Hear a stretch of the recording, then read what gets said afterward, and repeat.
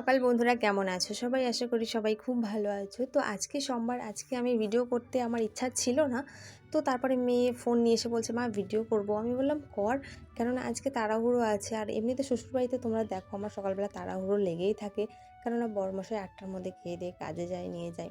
তো এখানে আজকে তাড়াহুড়ো, আর এমনি শরীরটাও খুব একটা ভালো লাগছিল না, যেন ইচ্ছা করছিল না। তারপরে মেয়ে এই যে ভিডিও করে দিল, তারপরে থেকে আমারও ইচ্ছাটা হয়ে গেল। তো বললাম যে চল করে দে। তো তারপরে এই যে ঘর উঠোন ঝাড় দেওয়া হয়ে গেছে, বাসনটাও মাজছি, মেজে টেজে তারপরে এখন আমি উনানের ছাই উঠাবো। ছাই উঠিয়ে তারপরে রান্না করব, তারপরে মাকে ডাক্তারের কাছে নিয়ে যাব। তো বন্ধুরা দেখো, মা যা করে মেয়েরা তাই শেখে। মেয়ে কেন, এটা স্বাভাবিক কথাই, প্রত্যেকটা মানুষই যা থাকে মানে যা দেখে, যে পরিবেশের মধ্যে থাকে সেই সবই কিন্তু শেখে। তো তারপরে এই যে বাবা মাছ পাঠাইছে একজনের হাত দিয়ে। তো এখানে ছোট ছোট পোনা মাছ। তো এই ভিডিওটাকে বুনু করে দিল, ওকে বললাম যে চল, ভিডিও করার ইচ্ছা ছিল না, মেয়ে যখন শুরু করালো তো চল শেষটা করেই দিই। তারপরে এই যে পোনা মাছ বানাচ্ছি আজকে, আর মার জন্য শিঙি মাছ আলাদা করে রান্না করব না, কেননা ওই যে বললাম ডাক্তারের কাছে যাব, দেরি হয়ে যাবে। তারপরে এই দেখো আমার গিন্নি, ছোট গিন্নি, আমি যেরকম করে ভিডিও করি মোবাইল এখানে ওখানে রেখে, সেম টু সেম দেখে দেখেই শিখছে। এই জন্য মানুষ বলে যে মানে মানুষ যা দেখে তাই শেখে। তো যাই হোক, যদিও এই কাজটা অনেকেই ভালো চোখে দেখে না, কিন্তু আমার কাছে ভালো, আমার মনে হয় এটা খুব একটা খারাপ কাজ না, খারাপ কাজই না এটা। কারণ যেখানে শরীর দেখে ভিডিও করা হয় সেগুলোকে কিন্তু খারাপ কাজ বলা যায়। যেখানে তোমরা আমার ভিডিও দেখো, আমার ভিডিওতে তোমরা বাজে কোনো জিনিস পাবে না, কেননা আমি আমার মান সম্মানটাকে যথেষ্ট গুরুত্ব দিই। আর আমি মনে করি সম্মান একবার চলে গেলে সেটাকে কোটি টাকা দিয়েও কেনা যায় না কিন্তু। তো অনেকে আমার ভিডিও করাটাকেও খারাপভাবে দেখে, কিন্তু কিছু করার নেই। এটা যদিও একটা শখের বিষয় হয়ে থাকে, তবুও কিন্তু একটা ইনকামের পথ।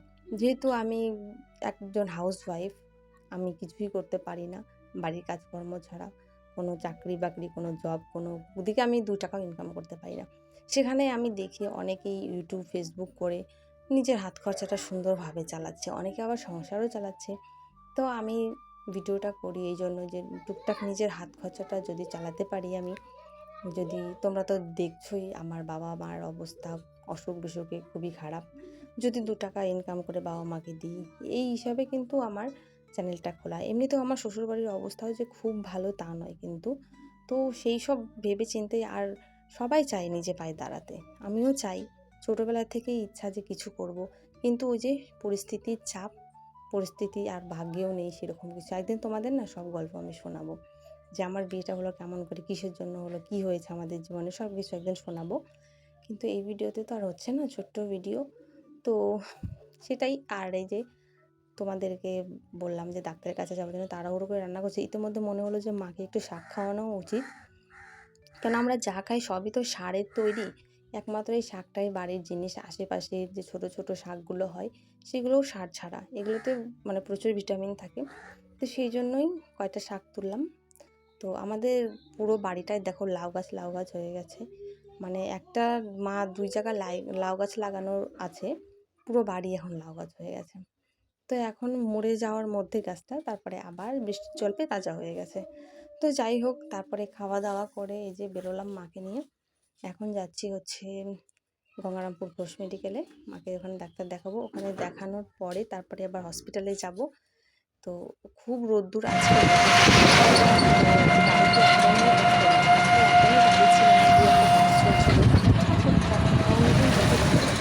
একদমই ভিড় ছিল না। তো তারপরে যেতে যেতে একটা দাদাকে পেলাম আমাদের চেনা। তো ওই দাদাটার বাড়ি গঙ্গারামপুর, দাদা যাচ্ছিল এখান দিয়ে কোনো কাজে এসেছিল। তো দাদার টোটোতে গেলাম, দাদা 1 টাকাও ভাড়া নেয়নি আমাদের কাছ থেকে। তাও এই যে নদীটা দেখছো না, এটা হচ্ছে বংশিয়ারি টাঙ্গন নদী। এই নদীতে ছোটোবেলায় অনেক স্নান করেছি। তারপরে রাস্তায় যেতে যেতে অনেক জায়গায় এরকম বিজয় মিছিল দেখলাম, যেহেতু বিজেপি উঠেছে সেহেতু অনেক জায়গায় মিছিল, মানে ডিজে বাজিয়ে নাচ করছে, আবির খেলছে, এগুলো দেখতে দেখতে গেলাম। একটু ভয়ে ভয়ে গেলাম, অনেকে বললো যে আজকে না বেরোনোই ভালো, কিন্তু মাকে ডাক্তার দেখানোটার খুবই প্রয়োজন ছিল। তারপরে যে এখানে বসে আছি, আমরা ভেবেছিলাম যে ডাক্তার হয়তো উঠে গেছে, 1টার দিকে আসার কথা ছিল, সেখানে আমরা 2:30টার দিকে পৌঁছাই, কিন্তু ডাক্তার আসেইনি। তো যাই হোক, ভালো ভালো ডাক্তার দেখিয়ে তারপরে এই যে যাচ্ছি, এটা দেখতেই পাচ্ছ, এটা দেখলে সবাই চিনবে গঙ্গারামপুর। তো তো বন্ধুরা, ভিডিওটা তো শেষ করতে পারিনি, আর ভিডিও করিনি, তো এই ভিডিওটার মাধ্যমে শেষ করছি।